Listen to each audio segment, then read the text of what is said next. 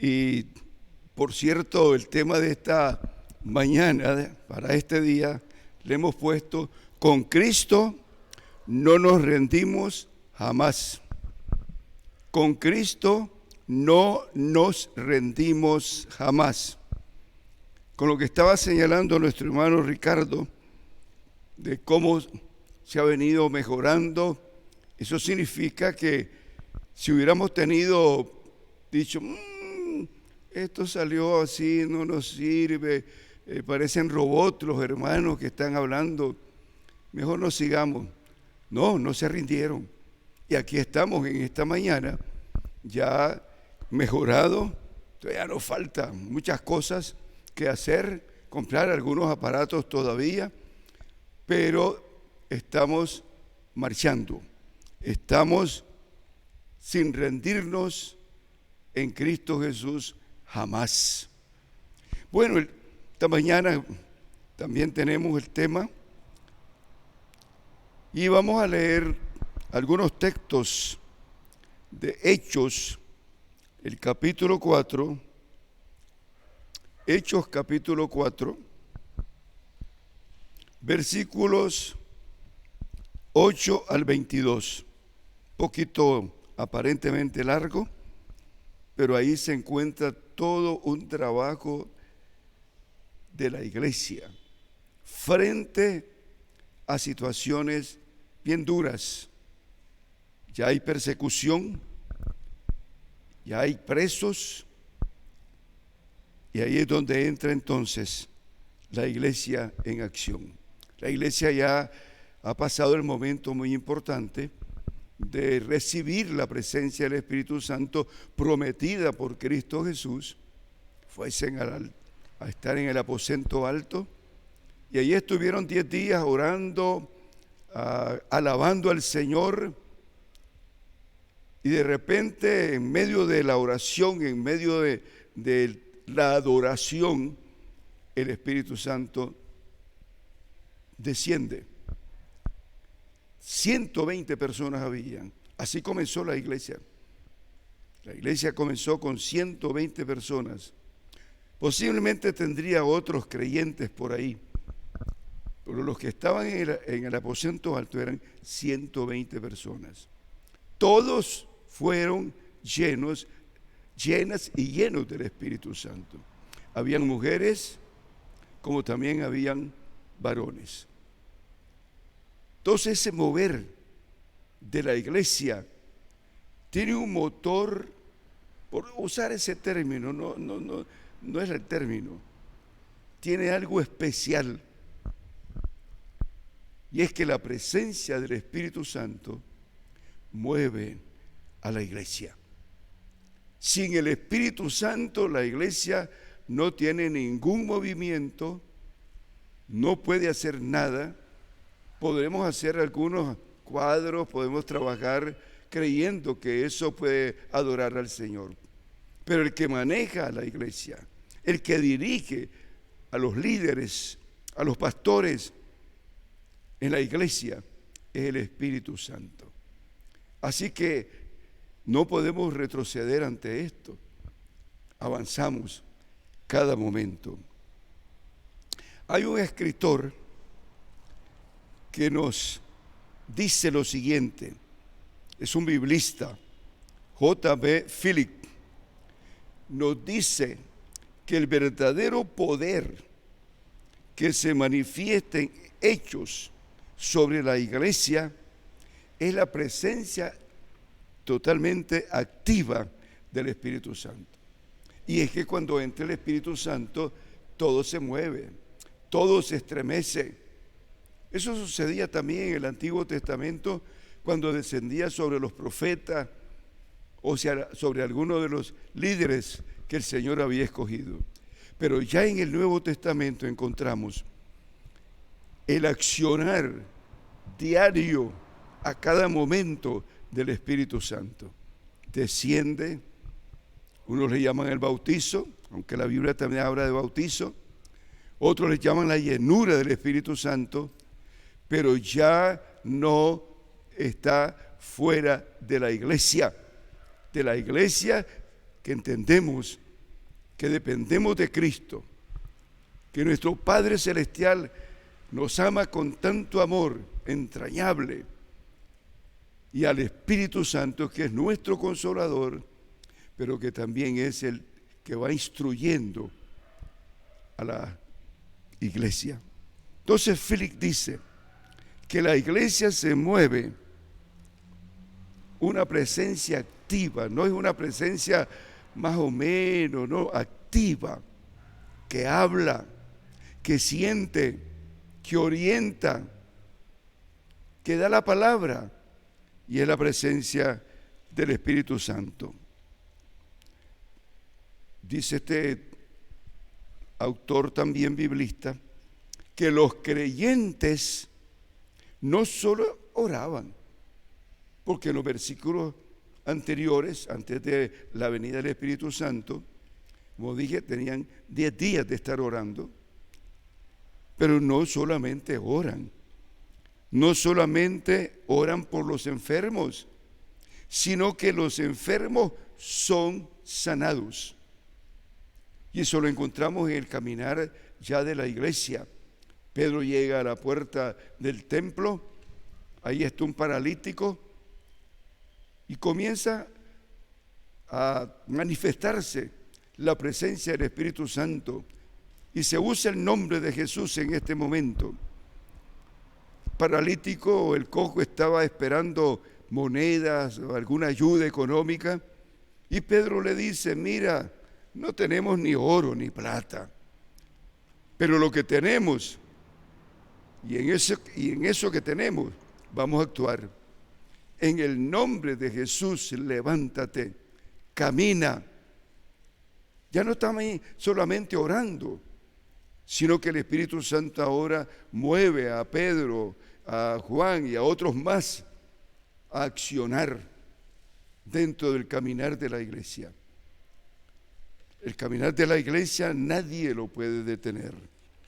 Hablamos eso el domingo un poco. Sigue diciendo este hombre, Philip, que recordemos que la iglesia primitiva vivió peligrosamente. Y ahí es donde vamos a entrarle al trabajo. Vivió en peligro. No caminó en un lecho de rosa. Claro, cuando baja el Espíritu Santo, cuando se mueve el Espíritu Santo, hay alegría y gozo. Incluso los 120 comenzaron a hablar en diferentes lenguas que de aquella época también sirvieron a los idiomas que habían ahí presentes. 19 naciones estaban ahí presentes y todos escucharon en su idioma lo que Pedro estaba diciendo en el mensaje. Entonces, la iglesia, esa iglesia primitiva, que trabajó con mucho amor y cariño, comenzó a tener peligros, comenzó a tener gente que le odiaba, gente que decía que esos eran unos raros, que esos no eran judíos, aunque la mayoría de la iglesia primitiva eran judíos. Sí, yo diría que todos en ese momento, judíos, y comenzaron a tener problemas. También dice el escritor, descubrimos en este proceso de los problemas, en este proceso del hecho de que muchas personas estaban acusando a la iglesia, que estaba poniendo en peligro la vida de muchos de ellos, que la emoción de la iglesia,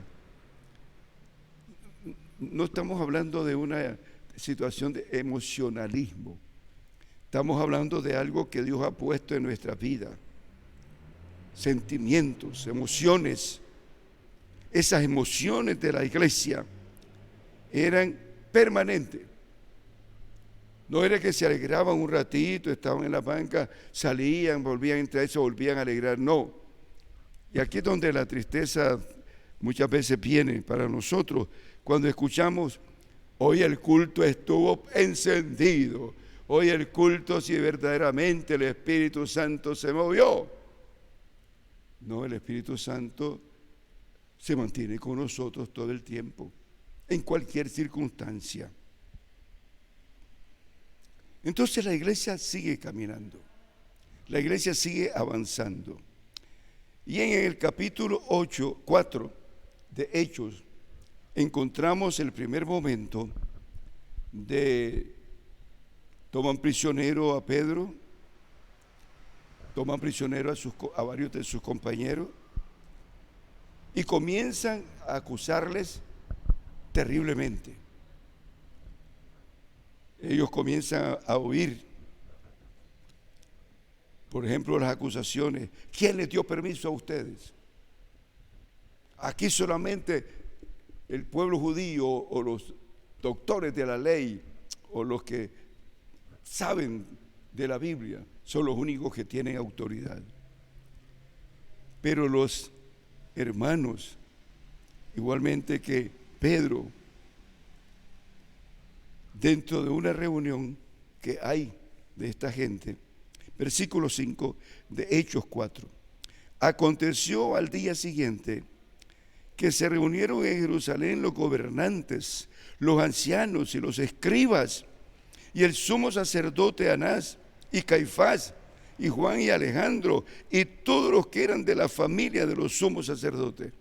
Un grupo bien grande, con la espada desenvainada. Versículo 6.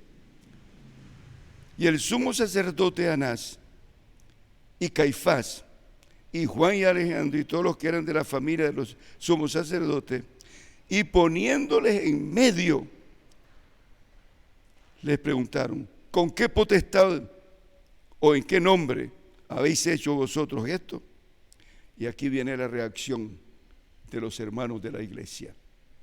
Pedro entonces dice, lleno del Espíritu Santo, les digo: ciertamente del pueblo y ancianos de Israel, gobernantes del pueblo y ancianos de Israel, puesto que hoy se ha interrogado, o se nos ha interrogado acerca del beneficio hecho a un hombre enfermo, de una manera que éste ha sido sanado. Sea notorio a todos vosotros y a todo el pueblo de Israel que en el nombre de Jesucristo, y aquí viene la palabra, que vamos a ir hacia adelante, sin temor alguno. Hay himnos que tenemos nosotros, sin temor alguno, proclamando el Evangelio, sin temor alguno, hablando del poder del Evangelio, sin temor alguno, glorificando al Señor, ya sea en casa, ya sea en el trabajo, ya sea en el templo, donde quiera que estemos, sin temor alguno. Sea notorio, versículo 10, sea notorio a todos vosotros y a todo el pueblo de Israel, que en el nombre de Jesucristo de Nazaret, a quien vosotros crucificaste, y aquí viene también un señalamiento firme y fuerte a aquellos que estaban tratando de hacerle daño, de burlarse de ellos, a quien vosotros crucificasteis y a quien Dios resucitó de los muertos, por él, este hombre está en vuestra presencia sano. La gente no podía más que estar callada. Entonces se reunieron por aparte y comenzaron a tratar de ver qué podían hacer, qué podían realizar. Veamos lo que pasa. Y ellos, habiéndolo oído, alzaron unánimemente la voz a Dios y dijeron: soberano Señor, tú eres el Dios que hiciste el cielo y la tierra, el mar y todo lo que en ellos hay, que por boca de David tu siervo dijiste: ¿por qué se amotinan las gentes y los pueblos piensan cosas vanas? Se reunieron los reyes de la tierra y los príncipes se juntaron en uno contra el Señor y contra su Cristo, porque verdaderamente se unieron en esta ciudad contra tu santo Hijo, Jesús, a quien ungiste, Herodes y Poncio Pilato, con los gentiles del pueblo de Israel, para hacer cuanto tu mano y tu consejo habían antes determinado que sucediera. Y ahora, Señor, mira sus amenazas y concede a tus siervos que con todo denuedo hablen tu palabra, mientras extiendes tu mano para que se hagan sanidades y señales y prodigios mediante el nombre de tu santo Hijo Jesús. Cuando hubieron orado, el lugar en que estaban congregados tembló, y todos fueron llenos del Espíritu Santo y hablaban con denuedo, sin miedo, con ardor, con fervor, la palabra de Dios. Por eso es que hemos llamado que con Cristo la iglesia jamás se va a rendir. No se rinde ante nada. ¿Qué había pasado para poder llegar a esta oración de parte de estos hermanos? Había pasado que le habían acusado a Pedro, los habían amenazado, y Pedro entonces dijo: miren ustedes, ¿qué es menester? ¿Honrar a los hombres o honrar a Dios? Y se callaron, porque aunque estaban hablando en contra de Jesús, aquella gente tenían el conocimiento de que Dios era real, era verdadero. Y cuando Pedro dice: ¿a quién debo yo obedecer? ¿A ustedes o a los hombres? ¿A ustedes como hombres o a Dios? Y se quedaron callados. Entonces tuvieron que soltarlos. Pedro llega y comienza a hablarle a la gente de lo que había pasado, y viene esta oración de guerra, esta oración de una actitud de ir siempre hacia adelante, no rindiéndose. No se rindieron, no fueron a esconderse, no fueron a decir: bueno, ahora que ya tomaron a Pedro, que ya lo echaron preso, aunque haya salido libre, pues nosotros vamos a irnos mejor a nuestra casita, ahí vamos a estar callados, en silencio. No, el Espíritu Santo estaba con ellos, y ellos estaban pidiéndole al Padre, a nuestro Dios, que le llenase con fervor, que le llenase con valentía, para no retroceder, para nunca rendirse, porque la iglesia jamás se rinde ante nadie. No importan quiénes sean, pueden ser algunos gobernantes, pueden ser algunos que se preparan de una manera tan especial, incluso religiosos que persiguen a la iglesia porque creen que solo ellos son los importantes. Pero los hermanos, las hermanas, que estamos preparados, que creemos en ese Cristo maravilloso, entonces decimos: nosotros no nos rendimos. Hay un caso también importante, y es el caso de Esteban.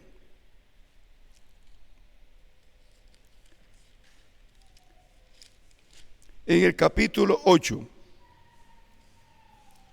capítulo 7, Esteban es llevado prisionero también. Esteban era uno de los líderes de la iglesia. Era una de las personas predicadoras de la palabra del Señor. Y de repente lo toman y lo llevan preso. Y no solamente lo acusan, lo amenazan y lo llevaron hasta la muerte.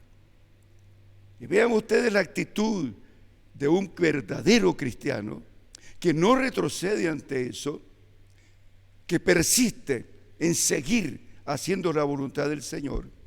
Y en los versículos 59 y el versículo 60 dice así: y echándole fuera de la ciudad, le apedrearon. Y los testigos pusieron sus ropas a los pies de un joven que se llamaba Saulo. Y apedreaban a Esteban mientras él invocaba y decía: Señor Jesús, recibe mi espíritu. Y puesto de rodillas, clamó a gran voz: Señor, no les tomes en cuenta este pecado. Y habiendo dicho esto, durmió. No maldijo. No se puso a decir: bueno, ahora ¿qué va a hacer Cristo por mí? ¿Qué va a hacer el Señor por mí? No, el Señor ya había señalado cosas como estas que iban a pasarle a los creyentes, a los hermanos. Y les dijo que no retrocedieran. Les dijo que se mantuvieran fieles, firmes, hasta el final. Y Esteban llegó hasta el final. De repente aparece este hombre llamado Saulo de Tarso y comienza a perseguir a la iglesia, a dañarla. Y no solamente en Jerusalén, fue a otras ciudades para que todo cristiano que estuviera allí, judío o no judío, gentil, fuesen traídos y apedreados y muertos. Y en una ocasión en que confesó Pablo lo que había hecho, dijo: yo había sometido a mujeres y a hombres a la fuerza y había hasta hecho que negaran el nombre de Jesús. Pero ese hombre se encuentra con Cristo y es uno de los grandes escritores de las cartas que encontramos en la Biblia. Pero en cada carta Pablo habla de la lucha. Pablo habla de no rendirse. Pablo habla en gran manera que anima a la iglesia, que anima al pueblo. No sabemos si es cierto que Hebreo fue escrito por Pablo, pero por algunos rasgos que se ven ahí parece que fue Pablo el que escribió Hebreos. Y habla a los cristianos y los reta de una manera tan especial que tengamos mucho cuidado de lo que hemos recibido de Cristo, de lo que hemos recibido del Señor, que nunca neguemos al Señor, que nos mantengamos siempre en medio de las luchas y de las pruebas, como dije el domingo pasado, haciendo la voluntad del Señor, proclamando el Evangelio, hablando de Jesucristo, hablando de la presencia del Padre, del Hijo y del Espíritu Santo. Una orientación muy importante y muchos lo recibieron. Y la pregunta es: ¿por qué Pablo le dijo eso? O el escritor de Hebreos les dijo eso. Porque habían algunos que ya estaban comentando si era verdad que Cristo había muerto, si era verdad que Cristo era poderoso, si era verdad que Cristo había resucitado. Entonces Pablo les dice: ese Cristo es verdadero. Ese Cristo es el que nos ha dicho que caminemos, que avancemos, que no nos detengamos, que nos mantengamos siempre en acción, en cualquier situación, en cualquier época, en cualquier tiempo, en cualquier año. Pablo nos dice que sigamos adelante. Y por último, escuchamos también en Romanos capítulo 8, Romanos capítulo 8, versículos 35 y 39. Romanos capítulo 8, versículo 35 hasta el versículo 39. Después de dar una orientación a la iglesia, después de hablar de que nada ni nadie nos puede detener, ni la muerte, ni la vida, ni ángeles, ni potestades, ni el infierno. Cuando está señalando eso el apóstol Pablo, está fortaleciendo a la iglesia. Nosotros seguimos adelante, sin ningún temor, sin ningún miedo.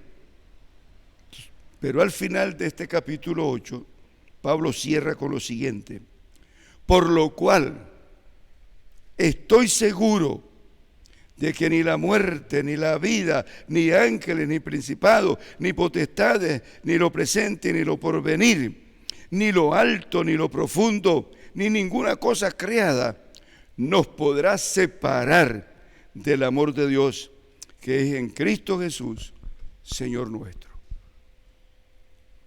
Ha habido gobiernos que han querido hacer ese daño a las familias evangélicas.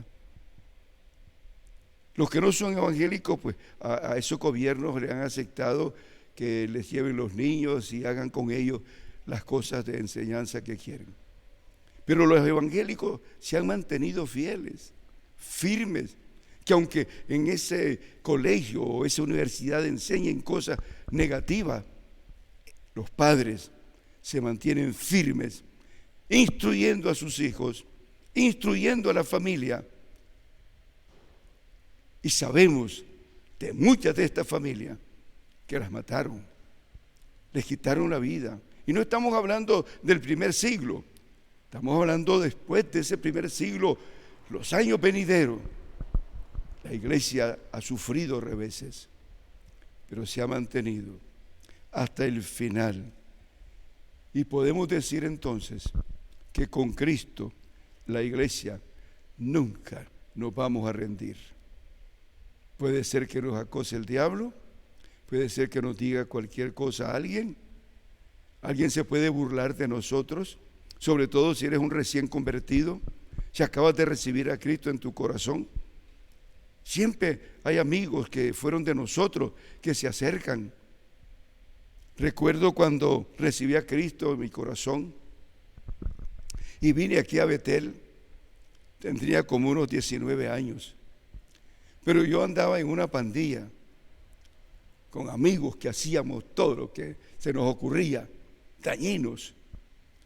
Y cuando yo recibo a Cristo, lo primero que el Señor hace en mi vida es que venga a Betel,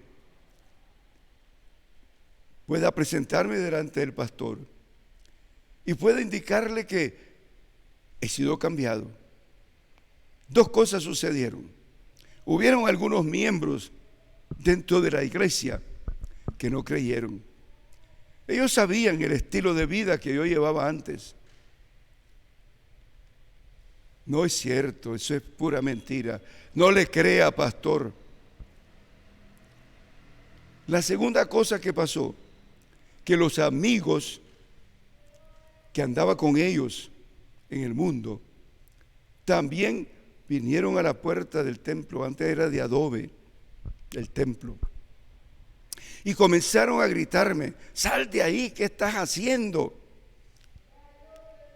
Pero aquí es donde voy a hablar sobre la certeza, el estar firmes, el estar constantes, porque cuando Cristo entra y nosotros lo dejamos entrar totalmente en nuestra vida, cuando Él nos ha cambiado, cuando Él ha sacado todas las porquerías de nuestra vida, ha puesto en nosotros un nuevo corazón, una nueva mente, un nuevo espíritu, entonces la reacción de un verdadero hijo de Dios o de una hija de Dios es decir: no, yo no regreso a ese mundo.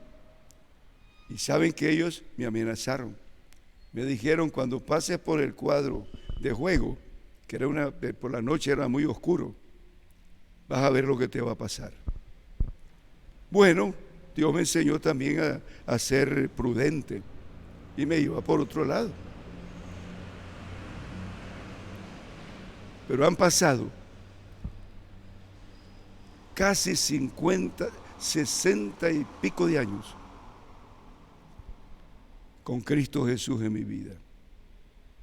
Tengo 80 años, he pasado momentos duros, con la iglesia misma, aquí en Betel, momentos muy duros, fuertes, trabajando con el pastor, trabajando con la gente. Salimos adelante,